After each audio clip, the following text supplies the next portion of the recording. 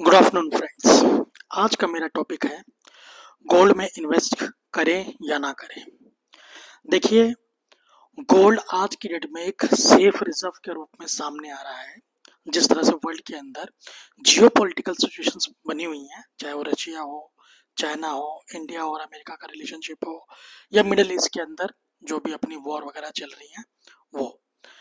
लेकिन आज की डेट में एक वर्ड डी डॉलराइजेशन का ट्रेंड कर रहा है, जिसके चक्कर में हो क्या रहा है, जो भी मेजर इकोनॉमीज हैं वो अपने डॉलर को बेच रही हैं और गोल्ड को इकट्ठा कर रही हैं, कलेक्ट कर रही हैं एज अ सेफ करेंसी के रूप में, सेफ रिजर्व के रूप में।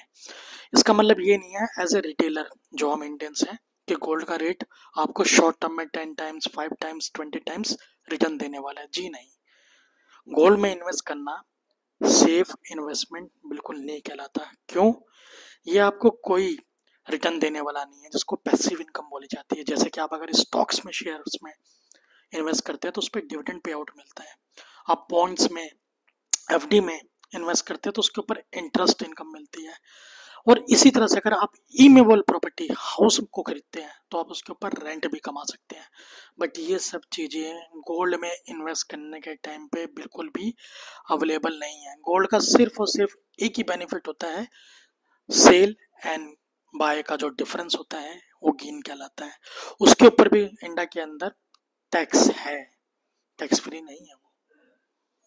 तो शॉर्ट टर्म में जो भी हमारे इन्वेस्टर्स ये सोच रहे हैं कि मैं गोल्ड में पैसा लगा दूं, 6 महीने या साल भर बाद ये डबल भी हो सकता है, तो उनके लिए तो ये बिल्कुल ही रॉन्गफुल आइडिया है। मैं उनको रिकमेंड करूंगा वो चीज़ के ऊपर बिल्कुल ना जाए।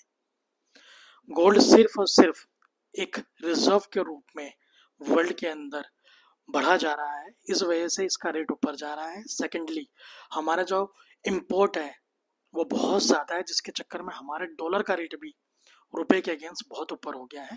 तो इन दोनों के चक्कर में ये गोल्ड का रेट इम्पैक्ट होता है, और जब मार्केट वापस से सेटल डाउन होगी तो गोल्ड का रेट भी क्रैश होगा, ये कंफर्म्ड है। तो I will not suggest to any retailers to invest in golds. Keep watching my video. I will always raise my questions to solving skills for a life. अगर video अच्छी लगे तो जरूर शेयर करें। Thank you.